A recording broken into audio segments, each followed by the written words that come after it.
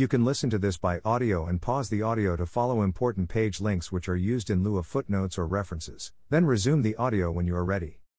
Robert Welch's prophetic warnings from his speech in 1958, "An insider's plan to destroy America," are now a reality in America's politics, economy, schools and society. History and statistics show that communists, everywhere, say one thing but live by a different set of standards and rules. History also shows they will say whatever is necessary to gain power and control, and that their endgame is the antithesis of what they say. Everywhere communism has been tried, it has gone badly. Very badly. It has brought loss of freedoms, lack of basic needs and misery, and if you resist you may face imprisonment or death, or both. If you doubt it, look at the contemporary examples of Argentina, Brazil, and Cuba. Statistic chart by Professor R.J. Rummel, Professor Emeritus of Political Science at the University of Hawaii. He has spent his career assembling data on collective violence and war with a view toward helping their resolution or elimination. Historical statistics show communists have murdered over 110,286,000, yes, that's million, people worldwide since 1900. Although in the face of irrefutable historical evidence, the communists today claim it is not true. Influences of communism in America. Responding to the impatience of a new left generation of activists in the 1960s, in his widely cited Rules for Radicals, A Pragmatic Primer, 1971, Saul Alinsky defended the Hegelian arts both of confrontation and of compromise involved in community organizing as keys to the struggle for social justice. And, yes, that is how Barack Obama got his notoriety, also. An American community activist and political theorist, Alinsky, through the Chicago-based Industrial Areas Foundation helping poor communities organize to press demands upon landlords, politicians and business leaders won national recognition and notoriety. Alinsky was an influencer who contributed to the methodologies of the modern-day United Nations Globalist-Socialist-Marxist movements. Alinsky often referred to the book, The Prince, written by Niccolò Machiavelli. The general theme of The Prince is accepting that the aims of princes, such as glory and survival, justify the use of immoral means to achieve those ends. Machiavelli's writing sets readers up for a high degree of ruthlessness and realpolitik, and the book does not disappoint. Subsequently, Saul David Alinsky wrote his book, Rules for Radicals, based on much of Machiavelli's principles for the haves on how to hold power, and for the have-nots on how to take it away. Alinsky recommended working mostly within the system, though in the twisted way Machiavelli is reputed to have done. Below, you will find Alinsky's 13 Rules for Radicals, offered with his provision that political activism cannot be a self-serving enterprise. People cannot be free unless they are willing to sacrifice some of their interests to guarantee the freedom of others. The price of democracy is the ongoing pursuit of the common good by all of the people. 1. Power is not only what you have, but what the enemy thinks you have.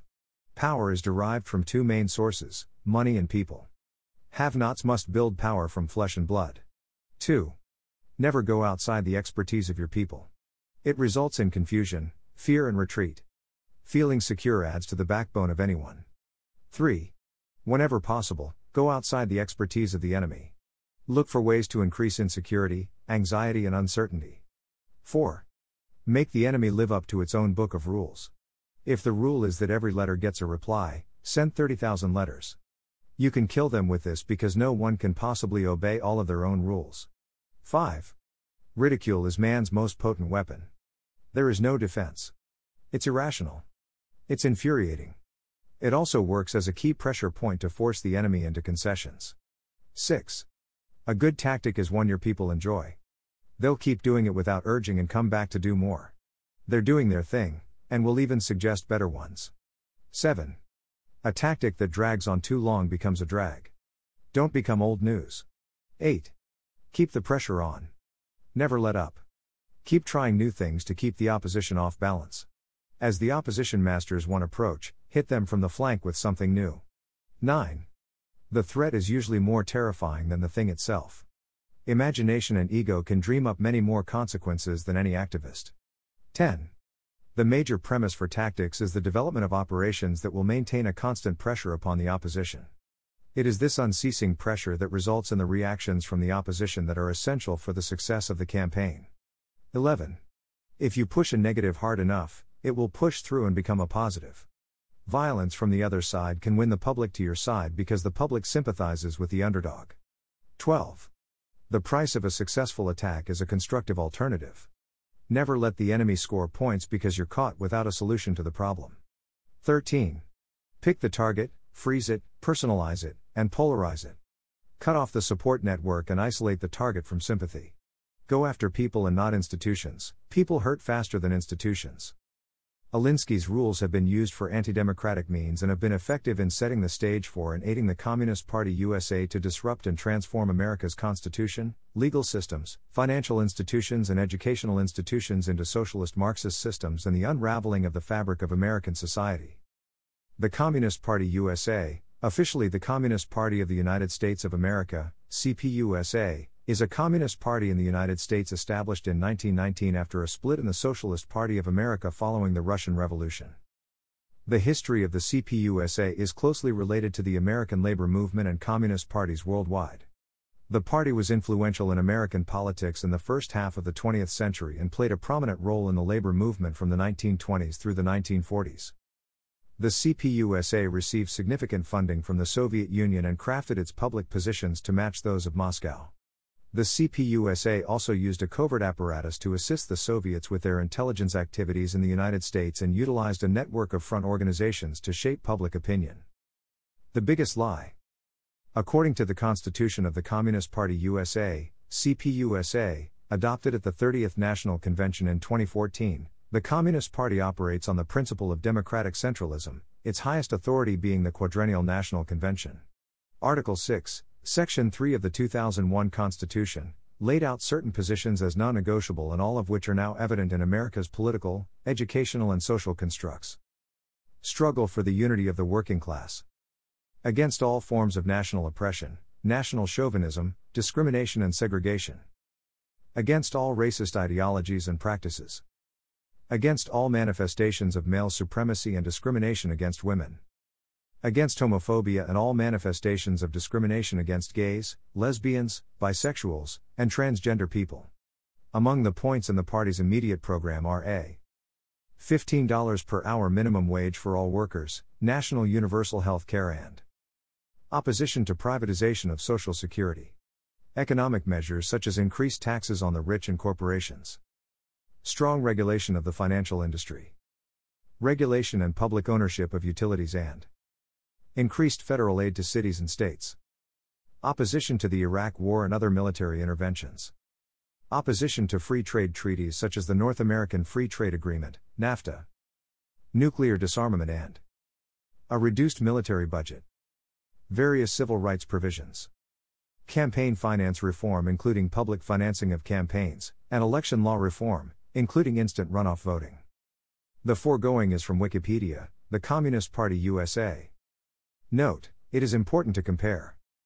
Number 1, the Communist Party USA's Constitution. 2.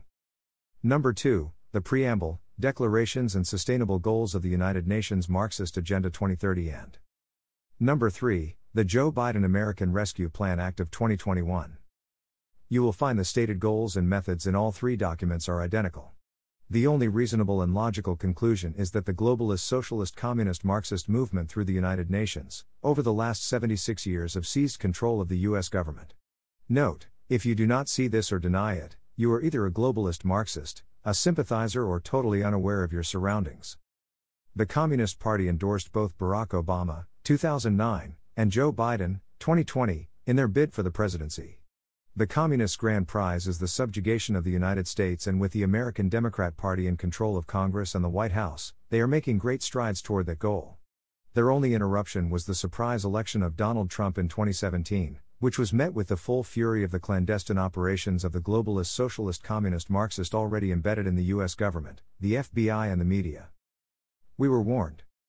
We, as a nation, were warned of what was coming and why it was coming in a speech given by Robert Welch, founder of the John Birch Society. Here is the transcript to that speech to the JBS Council in 1958 warning about the eventual overthrow and destruction of America by communists. The video follows the transcript, below. You are a part of that plan, of course, which is to induce the gradual surrender of American sovereignty piece by piece and step by step to various international organizations, of which the United Nations is the outstanding but far from the only example. Now, here are the aims for the destruction of the United States by the communists. Number 1, greatly expanded government spending for every conceivable means of getting rid of ever larger sums of American money as wastefully as possible. Number 2, higher and then much higher taxes. Number 3, an increasingly unbalanced budget despite the higher taxes. Number 4, wild inflation of our currency. Number 5, government controls of prices, wages, and materials supposedly to combat inflation. Number 6, greatly increased socialistic controls over every operation of our economy and every activity of our daily lives. It is to be accompanied naturally and automatically by a correspondingly huge increase in the size of our bureaucracy and in both the cost and reach of our domestic government. Number 7, far more centralization of power in Washington and the practical elimination of our state lines. There is a many-faceted drive at way to have our state lines eventually mean no more within the nation than our county lines do now within the states. Number 8, the steady advance of federal aid to, and control over, our educational system leading to complete federalization of our public education. Number 9, a constant hammering into the American consciousness of the horror of modern warfare. The beauties and the absolute necessity of peace always on communist terms of course. Number 10, the consequent willingness of the American people to allow the steps of appeasement by our government which amount to a piecemeal surrender of the rest of the free world and of the United States itself. Robert Welch's predictions were either the result of privileged insider information or keen political acumen. Either way, Welch's speech bordered on prophetic. The destructive means and methods of the Communist Party, as outlined in Welch's speech, are now a reality in America, and communism is choking the life out of the America's political system, our economy, our schools, and is fracturing our society and has set Americans against one another. This is not the end of the story, it is merely the beginning, and the question we should be asking is not how did this happen, but why? Why has our government and society fallen prey to the likes of Alinsky and socialist Marxism while ignoring the warnings in Welch's, the insider's plan to destroy America? The answer is both simple and complex. But, if you are a Christian, a conservative and a freedom-loving individual, you need to know the answer and what to do about it. A foreshadowing of the modern globalist-socialist-communist-Marxist movement can be traced as far back as 2242 BC. The Bible, in Genesis 11:1-9, records an event known as the building of the Tower of Babel, a post-flood rebellion against God by Noah's descendants. According to the account, a united humanity in the generations following the Great Flood, speaking a single language and migrating eastward, comes to the land of Shinar. There, they agreed to build a city and a tower tall enough to reach heaven. The Bible reports these people as saying, "Come, let's build ourselves a city, and a tower whose top will reach into heaven, and let's make a name for ourselves, otherwise we will be scattered abroad over the face of all the earth." Tall enough to reach to heaven is a metaphor for man reaching to heaven, making himself God, to accomplish his own desires. The Bible goes on to say that the Lord came down to see the city and the tower which the men had built. And the Lord said, "Behold, they are one people, and they all have the same language. And this is what they have started to do, and now nothing which they plan to do will be impossible for them." In response, God confused their language and scattered them abroad. The effort to unite into a global community has been in the heart and mind of humankind for the past 4,200 years. The aims of the architects of the Tower of Babel was similar to the current socialists and communists, the state being God, from cradle to grave. Although similar to the Tower of Babel, the globalist aims have evolved and developed into greater ambitions than just a global community. The globalists believe they can eliminate wars and disease while creating worldwide peace. Aided by technology, they truly believe they can end poverty and hunger, improve the health of our planet, and create global prosperity for all people. And with an eye to the future, they believe and are planning future colonization of other planets, beginning with Mars, building for themselves a city, and a tower whose top will reach into heaven. See the Agenda 2030. The accomplishment of these ambitious goals are only possible if the world joins together in concert as a global community and submits to a unified global political system of United Nations, a one-world government. The globalist movement which has emerged through the United Nations has effectively employed Saul Alinsky's rules for radicals while adopting the ideologies of the Socialist and Communist manifestos as the framework for this new world order. In case you doubt these movements are communist and Marxist, please compare the steps in Saul Alinsky's book, Rules for Radicals, the warnings issued by Robert Welch, what you see in our government and society with these quotes by Karl Marx and Joseph Lenin. Karl Marx. Take away a nation's heritage, and they are more easily persuaded to communism. Communism begins where atheism begins. The education of all children, from the moment that they can get along without a mother's care, shall be in state institutions. We have no compassion, and we ask no compassion from you. When our turn comes, we shall not make excuses for the terror. The meaning of peace is the absence of opposition to socialism. If you can cut the people off from their history, then they can be easily persuaded. The democratic concept of man is false, because it is Christian. The democratic concept holds that each man is a sovereign being. This is the illusion, dream, and postulate of Christianity. There are, besides, eternal truths, such as freedom, etc., that are common to all states of society.